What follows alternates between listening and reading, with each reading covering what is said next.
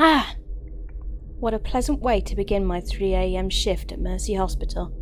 The first thing I do as I sit down is cut my finger. It was a paper cut, and despite working at one of the largest hospitals in the state, I couldn't find a single band-aid lying around.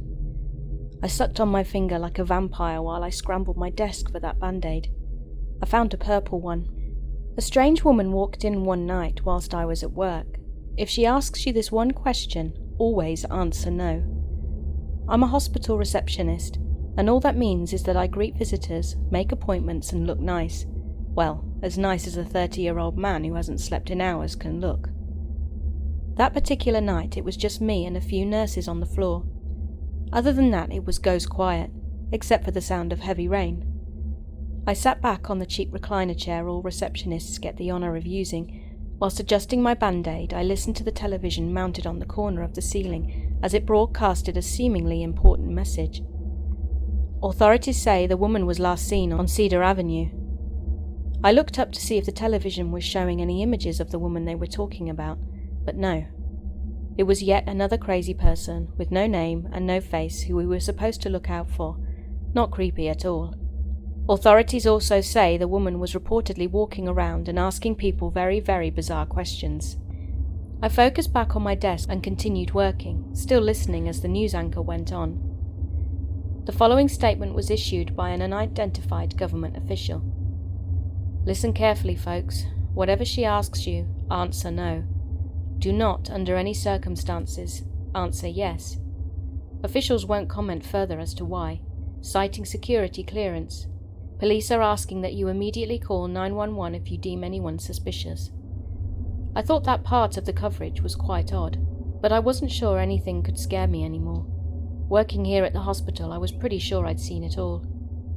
At the flash of the ruby-red ambulance lights, I'd seen people come in with severed limbs, fingers, people who somehow had managed to scoop out their eyes, failed suicide attempts, and much, much more. You get used to it. My head was practically sunk into my desk as I filled out paperwork. That's when I heard something. It was subtle initially.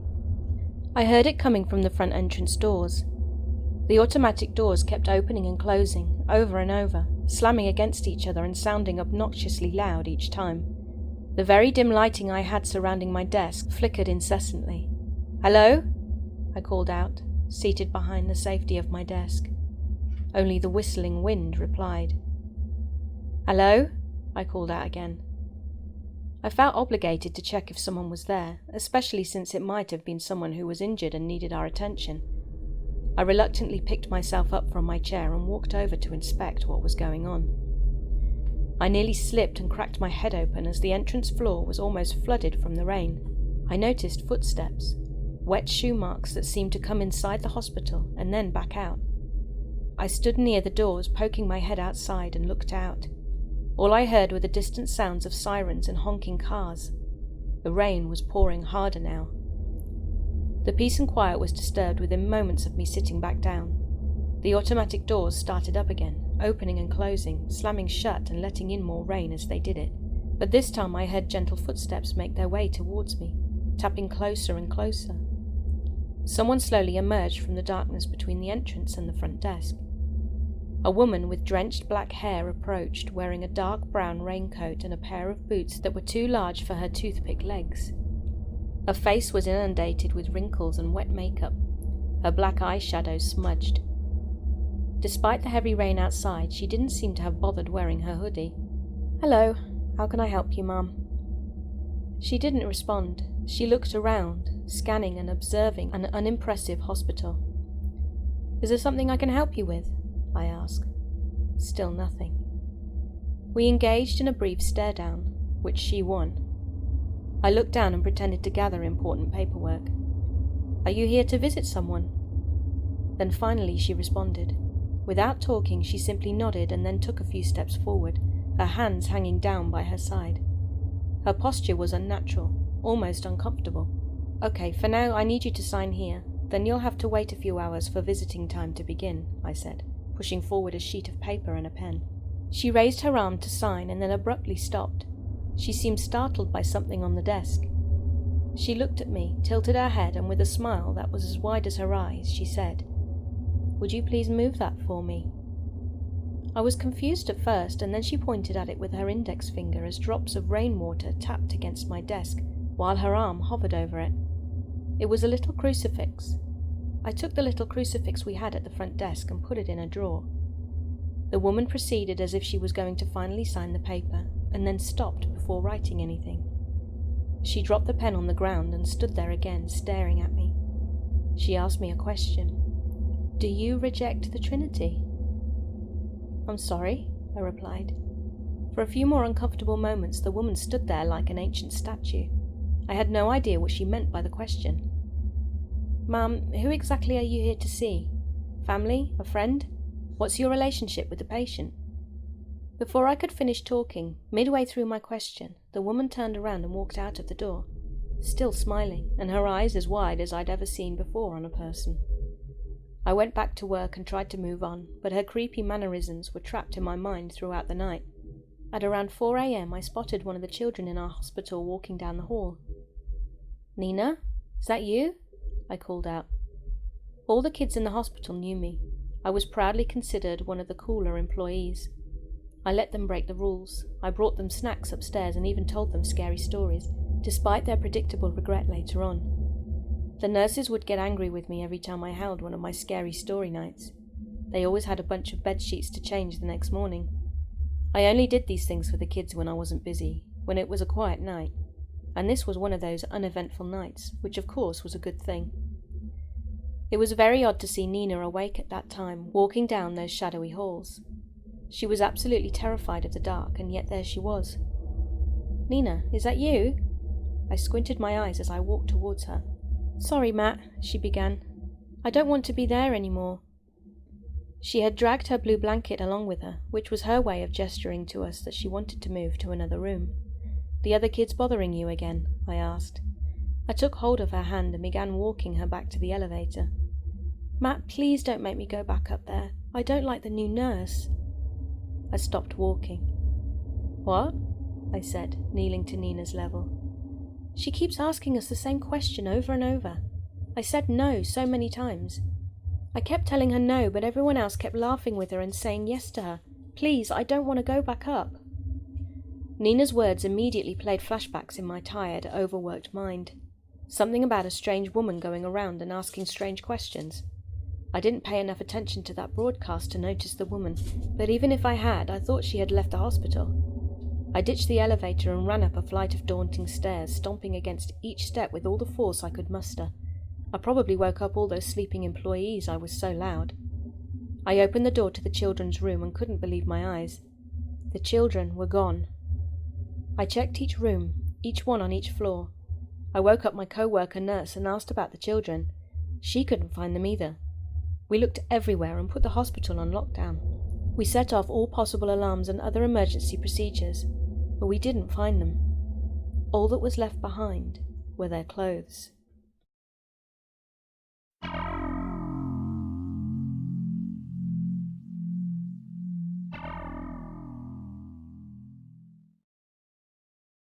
A bit of background. I've lived next to this guy for the past 8 years and he's never done anything super weird, but this last thing he did really freaked me out. I live in a house that's been in my family for 3 generations, not including me. It's not grand or anything, it's just a nice 1-story ranch-style house building on a large lot. My great-grandmother and grandfather lived there before us after selling us the place. My great-grandma was really funny, sociable and friendly, and seemed to pretty much like everyone, but for some reason she never liked this neighbour.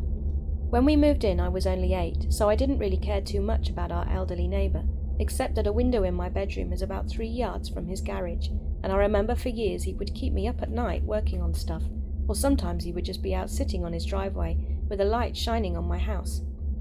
That was all a little weird, but it never really concerned me that much. I just thought he was a bit strange. Yesterday, though, he did something I think may actually be a tad worrying. I'm a 16-year-old girl, which I feel is important in this context. That day I was also wearing shorts and a big t-shirt because I was just relaxing at home. My parents were both out of the house, and as I was just lying on my bed reading, facing away from the window, I turned slightly in order to get more comfortable, and I thought I saw someone in my yard. I had forgotten my dad wasn't home, and figured it was just him doing yard work or something. About 10 seconds later, I got the urge to turn around again, and I saw some man just barely turning away from my window. This totally freaked me out, but like I said, I had forgotten my dad wasn't home, so I felt relatively safe still. I got up to look out the window to see who it was and realised it was my elderly neighbour, who was walking really slowly, looking in all the windows as he went. I still wasn't too concerned, because he comes over sometimes to tell us he's going out of town, or to tell us he got the wrong mail. I decided to just stay in my room and let my dad answer the door, since I figured that's who he'd want to talk to anyway. After a few minutes passed without a knock or a ring, I got up to get my dad, and that's when I remembered he wasn't home. I was now freaking out a little, but he's pretty old, so I thought maybe he was just having trouble on the steps or something. When I went out to the living room to open the door, I noticed he was walking back to his house, which I also found strange because he hadn't even rung the doorbell. I didn't want him to see me, so instead of looking out the window, I snuck out through the garage door, which is a bit pushed back from the house, so he wouldn't be able to see me. He was walking back towards his house, still looking in all the windows, including mine, as he went. I waited until he went back to his house to go back inside, and as soon as he had, I ran to my room to text my dad. I didn't tell him about looking in my window. I just told him the neighbour came by and didn't say anything. Later, we found out he wanted to ask if his lawn boy could cut through our yard, but something just feels weird to me. I know he saw me inside, and he didn't know for certain that my parents weren't home. But why did he look in all the windows instead of knocking? Also, the lawn boy had already started mowing his lawn by then, so why did he wait to come over? Anyway, sorry if this sucks or is in the wrong sub. I kind of feel like I'm overplaying it, but something feels off to me.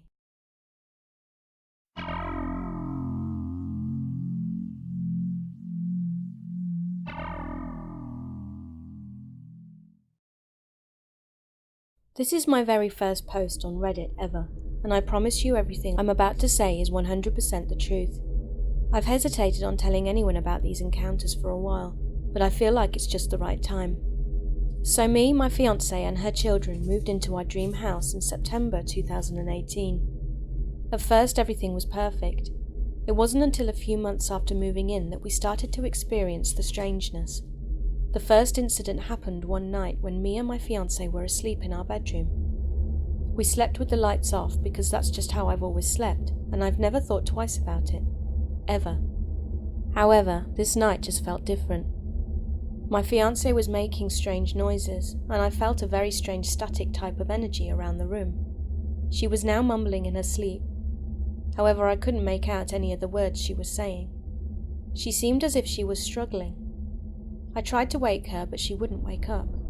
I tried to ignore her and go back to sleep, but this static, strange feeling got so bad that I had to turn on my bedside lamp. She was still making these strange noises, and it made me so uncomfortable that I had this completely random, sudden urge to close my bathroom door that was diagonal to our bed. I can't explain what made me make this seemingly irrational decision, but it's as if everything in my entire being was telling me to close this door.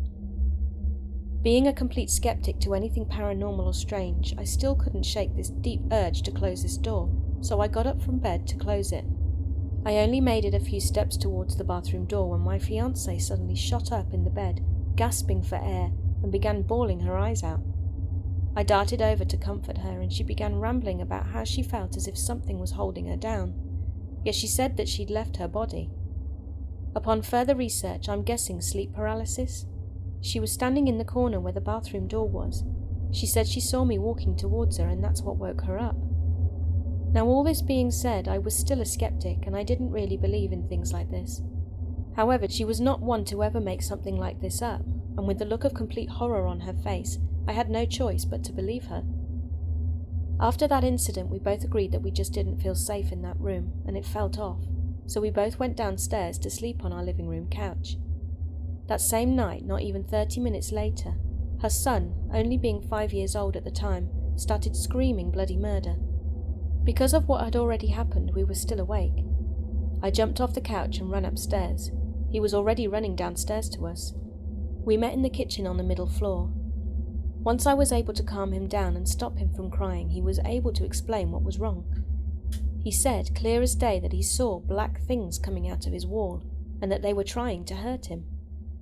Now, I understand that he was just 5 years old. He could have had a bad dream. However, this was the very first time he had ever claimed such a thing. It was also the first time he had claimed to have had a bad dream since I've known him, and I had been in the picture for over 2 years at this point. Again, being a skeptic, it just didn't seem possible in this moment, especially considering what had just happened 30 minutes before. I believed him. So I comforted him and brought him down with me and to his mother in the living room to sleep with us. My fiancée decided to get her daughter from her room also because we didn't feel safe leaving them alone anymore. I didn't feel safe anymore. The next incident I will tell you about was pretty small, but nevertheless I still can't explain it. A few weeks had passed since that initial night, and my fiancée and I were sitting in our living room. She was on the sofa and I was in my lazy boy. We were just watching TV, and the kids were in the upstairs living room playing. I distinctively remember my fiancé's daughter coming downstairs to tell us something, but when she saw me, she started freaking out and crying. Her mother went after her to ask what was wrong. She replied by saying that there was a girl that was next to me, and she was mad at her. The only people there were me, my fiancé, and her son and daughter. Confused, we asked her what she meant. She said the weird girl in the white dress didn't want her there. I remember being so thrown off by this it made me sick, especially after what had already happened. So basically there had been a little girl in a white dress next to where I was sitting, and when my fiancé's daughter went to talk to me, the little girl got angry. I still to this day don't know what to make of this. A few more weeks had passed and things had almost gone back to normal. Since that night there was now a tension in the air, like something had shifted. My fiancée seemed tense and easily irritable, which was a total opposite to her nature. She would fly off the handle at things that just a few weeks prior she wouldn't think twice about. She just didn't seem herself. The next incident happened a few weeks later. Before I carry on with the story, I need the reader to understand that it is 100% the truth, and it still haunts me to this day. The details are a little blurry because I honestly tried to push it out of my mind as best I could. It started as a regular evening. I had just gotten home from work and my fiancé and I were relaxing downstairs in the living room watching TV. Everything seemed normal. However, I noticed that at some point my fiancé had put on some headphones and was listening to music very loudly. At the time I didn't really think anything of it, but it was still really strange as she hadn't done it before. Especially since we were both watching television together. It kind of just seemed peculiar, but I just brushed it off. She seemed really agitated towards me. I remember wondering if I had done something to upset her, racking my brain as I sat there, but I couldn't think of anything. So again I brushed it off. A few hours go by and she seems to be increasingly agitated, to the point where she wouldn't even look at me. She's sitting in the corner of the couch listening to loud music, ignoring me. This starts to unsettle me, so I ask her what's wrong, and she completely loses it, throwing things and screaming at me. We fight over what I still to this day I have no idea, at all. It was a total blur. What I do remember though is that she stormed upstairs. Me, still upset and confused, stayed downstairs and continued watching TV as to give her space. Around 30 minutes to an hour go by, so I go to check on her. I find her in our bedroom on the floor in the pitch black, crying. I ask her what's wrong, but she doesn't answer. She continues to cry for a few more minutes. I continue to try to comfort her, but it's almost as if she doesn't even notice I'm there. She then suddenly stands up straight, almost in a trance, and begins shuffling around the house. I follow her, asking her what the hell she was doing, but she never gave me an answer. She continues shuffling around the house with this strange look on her face. She goes from our bedroom, down the stairs to the kitchen on the middle floor, then goes to the banisters in the kitchen, drops to her knees and begins banging her head on them. At this point I now know that something extremely fucking wrong is going on, and there's nothing I can do. I can't get her out of this trance. All I can do is follow her. I cushioned her head with my hand so that she wasn't completely bashing her forehead on the banisters. I was pleading for her to stop and snap out of it, but she completely ignored me as if I wasn't there. She then stood back up and began walking back upstairs. She goes into our bedroom, walks into our bathroom, walks into our closet and drops to her knees. She starts sputtering out nonsense that I couldn't understand.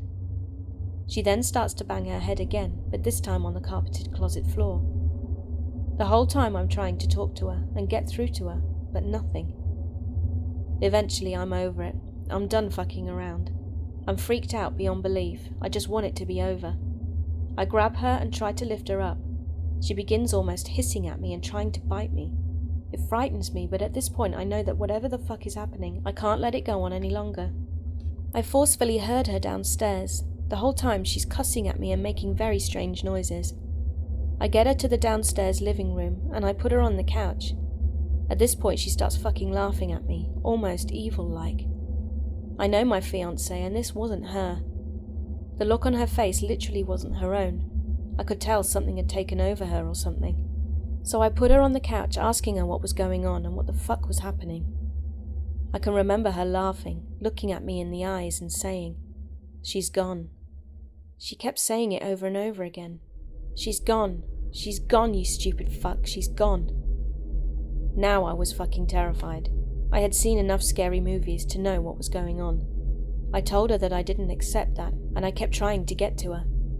This happened for a few minutes. All the while I had to almost hold her on the couch. The next thing I know, she lunges at me trying to bite me. When she lunges towards me and grabs onto my shoulder, I feel this huge wave of energy that comes along with it. That's the best I can explain it, as a wave of energy. She makes contact with me and I feel this completely overwhelming wave of emotion and nausea. I immediately run to a trash can just a few feet away and begin to heavily dry heave. No vomit came out, but I felt so much of something spitting out of my mouth, yet I didn't physically see anything. Seconds later, I then began crying uncontrollably, harder than I have ever cried in my entire life, just bawling my eyes out. I curl up into a ball and just fucking cry. I can feel this extremely strange emotion inside of me that I can't even begin to explain. I noticed that my fiancé, after I began vomiting, had collapsed to the floor. Even though I was crying my eyes out, I can still remember the way she fell. It was like a rag doll had been dropped. Her knees just buckled and she fell to the carpet. Seconds later she was gasping for air and crawling over to me for comfort. She pleaded, "I'm so sorry," over and over again. A minute or two later I left the house. I had to get out. The emotion that had taken over me was too overwhelming. I felt like I was drowning. I ran outside and my fiancé followed. As soon as we got outside, I felt this feeling disappear. I felt normal again. Me and my fiancé just sat outside in our driveway until morning. Nothing like this happened again during the remainder of our lease. We moved out in September of 2019 as soon as our lease was up. Since that night, we never felt safe in that house. I struggled to sleep, and when I did, the lights were on and I could only get a few hours a night. As someone who has always been a skeptic of the paranormal, I seriously don't know what to make of any of this. I'm a science and fact-driven individual. No matter how hard I try, I cannot explain what happened. It was definitely a paranormal incident. It was terrifying, and to this day it still haunts me and my family.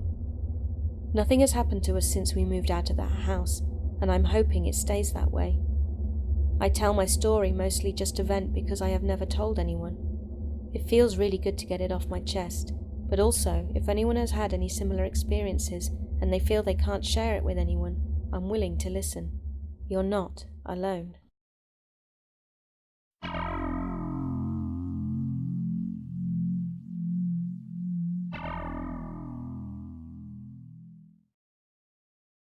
Dear reader, I wish I could tell you that I made it all up, but it's far from it. It all started the day I went on a trip with my boyfriend and his family. It happened last year, and I had forgotten about it until now. It was a nice fall morning, and my boyfriend's dad was packing up the car. I can remember it so clearly. The trunk was filled so full we had a suitcase sitting between us in the back. We were due to stay in a cabin in the woods. When we arrived, up to that point it all seemed to be pretty normal, but the only thing that was off that I felt like someone was watching me. We unloaded the car and entered the old, dusty cabin. The door creaked as it opened, and there was a pungent smell coming from inside. It must not have been used in a while. The cabin had only 2 bedrooms, so that night I had to share a room with my boyfriend Oliver. The first night there invoked my fear of wooded areas. Around 3 in the morning I woke up. I was used to waking up at this time recently. I noticed a glowing light rush past the window of our bedroom, so I shook Oliver, trying to wake him, but he was in deep sleep. I kept shaking him and saying his name until he finally woke up. "What is it, Ev?" he mumbled. I just pointed at the window and he looked at me confused. He got up and walked over to the window. He looked outside and he said he couldn't see anything. Terrified, I insisted I saw something, so he said we should go outside to check it out. I agreed, so we snuck out of the cabin. We looked all over, but didn't see anything. A few minutes passed when I suddenly saw another glow out of the corner of my eye. I told Oliver and we followed it. As we got closer, we could hear whispers. Those whispers gradually turned into chanting. Oliver and I then saw a small group of people. There were around 5 or 6 of them, and they were chanting the word Veitlu as they slowly walked around a small fire. Each of them wore dark clothing and were placing feathers and dust into the fire. A few seconds later, a man that we guessed must have been their leader opened a large dog crate and took out a baby goat. I guessed they'd gotten the goat from one of the farms that were situated right outside the woods. One of them was holding a knife and looked like they were planning to cut open the baby goat. I turned to Oliver, but he was no longer there. I looked around in total fear at being alone, then I felt something tighten around my wrist. It was a hand belonging to one of the people who were dressed in black. They shot me a sickening grin and dragged me over to the others. I screamed and begged for them to let me go, but they didn't. The one who was holding the knife cut my hand open and let it fall into the fire. I blacked out after looking at it, cursed my fear of blood. I woke up a few hours later in the hospital. My mum was crying whilst holding my hand, and my father was looking at the floor. I moved a little so they knew I was awake. It turned out that Oliver had left to get help, but when he came back, the cultists were gone, and he found me with my clothes ripped. No one told me much of what else had happened. I never want to go camping or step foot in the woods again.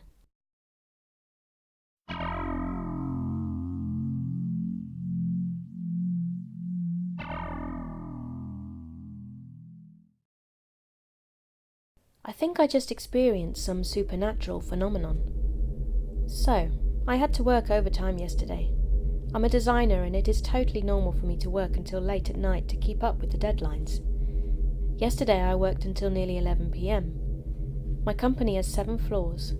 Normally I work on the 4th floor, but if I'm there late, you have to go to the 7th floor, as it's the only floor that has electricity that late at night.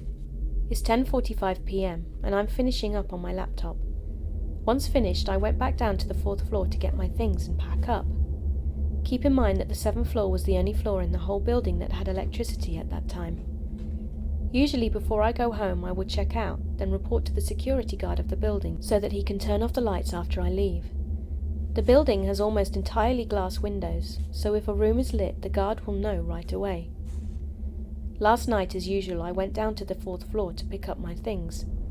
When I got out of the elevator I was shocked because I saw all the lights on the 4th floor were on. All of them. Even the desk lamps, and my boss's desk lamp too.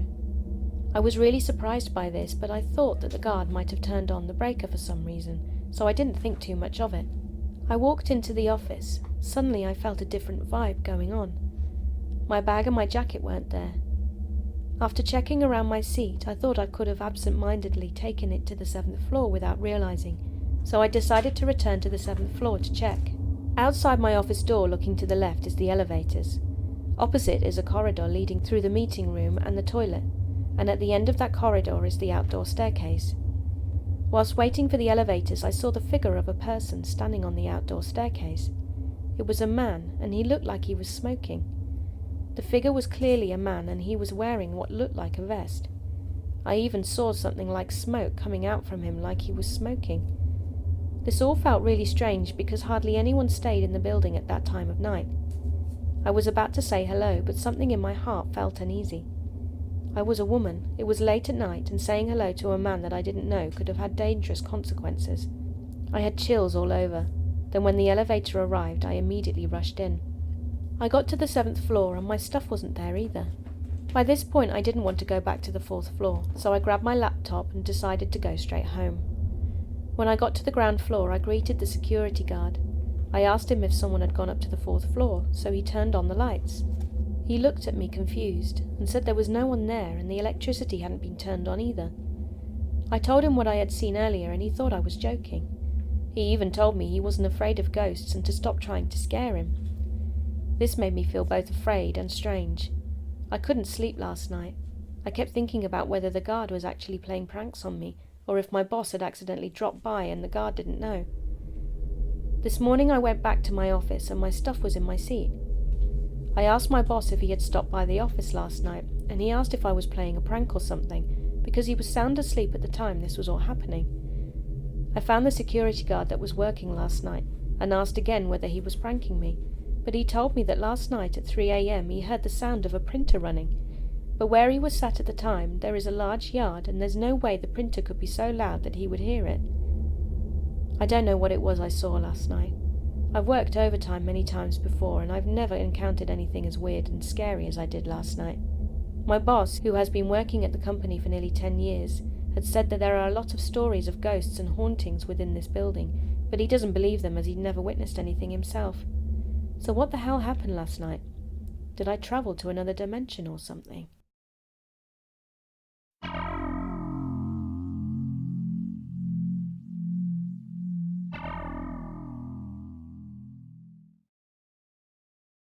My roommates and I have recently been experiencing some oddball off-the-wall stuff.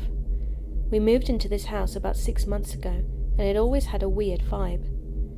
For me, I think some of that stems from never having lived in a big house, but for the most part it had been pretty quiet and uneventful until around the end of August. So August 23rd, my roommate, who's kind of my boyfriend and live-in music partner, is complicated, decided to sell his soul for fame after a show we played. I was like, you're an idiot, but good luck, and didn't think much of it. He went down to the basement to do his ritual, and everyone else was on the second level hanging out. There's 5 of us or so. Whilst he's down there, I feel this odd sensation, like nails on a chalkboard, but there were no nails to be chalkboarded. I thought I'd seen the lights flicker, but no one else seemed to have noticed anything, so I hopped my happy ass down to the kitchen to get some water. In my head, I'm thinking I'm just paranoid and had had one too many drinks. Fast forward about a week, we found scratches on some of our doors, which could have been there before, but we hadn't noticed. One of the scratches looked like it read, "Fool." One was indistinguishable, and one was just random letters, little scratch marks, etc. No big deal. A few days later, my roommate/boyfriend, but not really, and I got into an argument, and I decided to sleep in the basement. So I brought down my TV, set up an air mattress, and I was good to go. At 4 a.m. we were all woken up to the sound of all 3 of the fire alarms in the house going off. I ran upstairs and shook my boyfriend awake and switched off the alarms. 2 minutes later they went off again, except now the carbon monoxide alarms are going off as well. The next day I replaced the batteries in all 4 devices. Around 3 days later the carbon monoxide alarm goes off again, but just once, then it stops. Weird. After all that weirdness, it was pretty quiet for the most of September. Sometimes lights would be on, or the door to the basement would be open when no one would have been down there, but that sort of thing isn't too disturbing. It was now Sunday the 6th of October. My boyfriend, but not really, and I wake up at around 11 and make our way to the kitchen to have a nice Sunday breakfast. I walk over to the fridge and he asks me, did you move the TV back upstairs? No, I replied. So how is it back up here then? He says. We asked everyone else in the house if it was any of them, but no one else had touched the TV. One of them didn't even know the TV was downstairs. I trust the people, so I'm 99% sure there's no pranking going on. I'm now officially freaked out, and I'm done with this weird shit, so I call up a friend of mine who's really into the unknown, etc. She agrees to help by performing a cleansing, and believes that when my boyfriend, but not really, did this ritual, it let something in. Not specifically a ghost, but something else.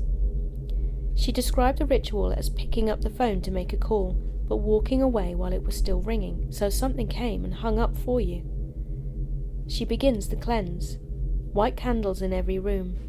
She went down to the basement where the ritual had taken place.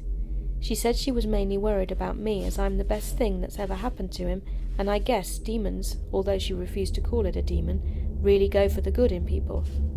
Around 10:30 p.m. she came back from the basement and we blew out the candles and left them in their spots. It was a normal night.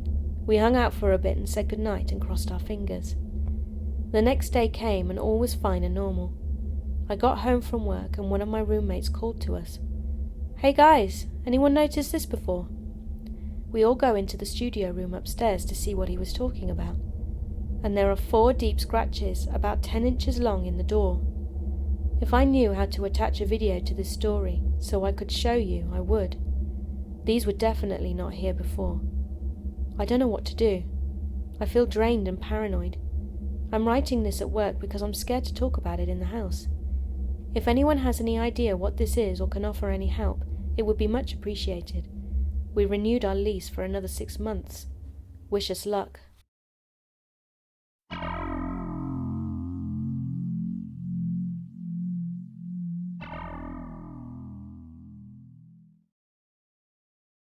Every year on Halloween night, my then 63-year-old neighbour, Father Thomas, would light a giant cross in his front yard and sit in a chair on the sidewalk in full dress and attempt to hand out little miniature Bibles to anyone willing to take them. Some did, but most didn't. Last year, however, went horribly wrong. Father Thomas was approached and attacked by 3 teenage boys, all dressed in black with inverted crosses spray-painted on their clothes. They beat him with rocks and bricks. I was handing out candy on my porch and I saw the attack. I screamed at them to stop and ran to help Father Thomas. They grabbed a box of Bibles and ran down the street, but I was too late. Father Thomas died right there on the sidewalk. I gave chase after the boys, running through yards and over fences. They ended up in an old abandoned warehouse, about 1.5 miles away. I positioned myself on the side of the building and peered through one of the old dirty windows. One of them threw the Bibles into an old burn barrel. Another produced a can of spray paint from the pouch of his hoodie and a lighter from the front left pocket, thus making a homemade flamethrower. As the spray hit the flame, it created a giant fireball, which came back into the boys' faces, catching all 3 on fire. I can still hear their screams. They fell to the ground as they burned, and the surrounding debris caught fire around them, ultimately burning the entire warehouse.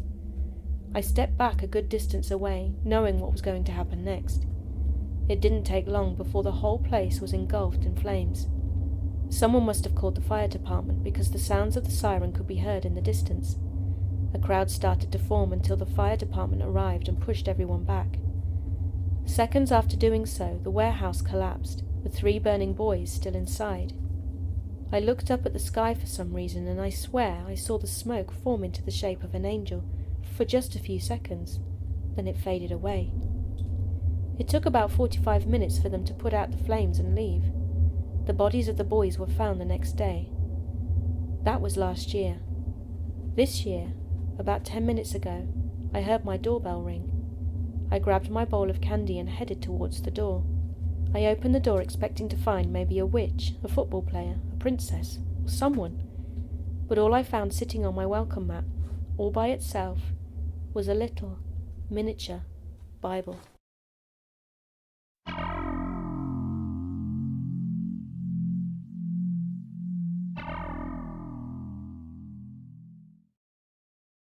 This had happened a few months ago. I was getting ready for bed. I laid down and eventually closed my eyes. I fell into a deep sleep, and that's when my dream started. I was in a house. It looked like a house I had visited when I was about 4. I really don't know how I remembered this, as I have regular memory loss, so I was surprised at how I could remember this particular house. I'm Mexican and live in Pennsylvania, and the first time my parents took me to Mexico was when I was 5. After walking around the hallways, I hear someone call my name. I ran to where I could hear it coming from, when I see a man that looked like my dad and my uncle mixed together. He reassured me that everything was okay, as he was my uncle. I thought maybe he was an uncle I'd never met. He explained he was the 12th child of my grandma. At that moment I knew I had met them all 11 of my grandma's children. Yes, 11. Back when she started having children, she was scared that she may lose them, but after 11, I think she could safely say that they were strong and healthy. However, she became pregnant with the 12th, but unfortunately it didn't make it past the 2nd trimester of pregnancy. I woke up and I checked my phone. It had just turned 4 a.m. I was in a little shock. Was that really my dead uncle? Then I fell back to sleep. A few weeks later I had another dream. This one was about my dead cousin Monica. She died after only 4 days after being born. Then I was born. But in this dream she looked like a mix of Kyle Jenner and Selena Gomez. She asked me if I wanted something to eat, her voice sounding incredibly beautiful when she asked me. It was like I was talking to the Virgin Mary or someone. I felt like I was 2 years old. She kissed me on the head and said to me that we will meet again in the afterlife. Then I woke up and again it was 4 a.m. The scary part is that when I usually wake up, my blankets are always on the floor, but it was like someone had tucked me in and closed my bedroom door. I didn't see who it was, and then I passed out after that. This isn't the first time that this has happened to my family. They claim to have seen my dead grandpa, and when they would wake up, it would immediately have turned 4 a.m. To this day, I still don't know if that was really them. Had they really looked like that, or did I see a vision of purgatory? I don't know, but it still freaks me out to this day.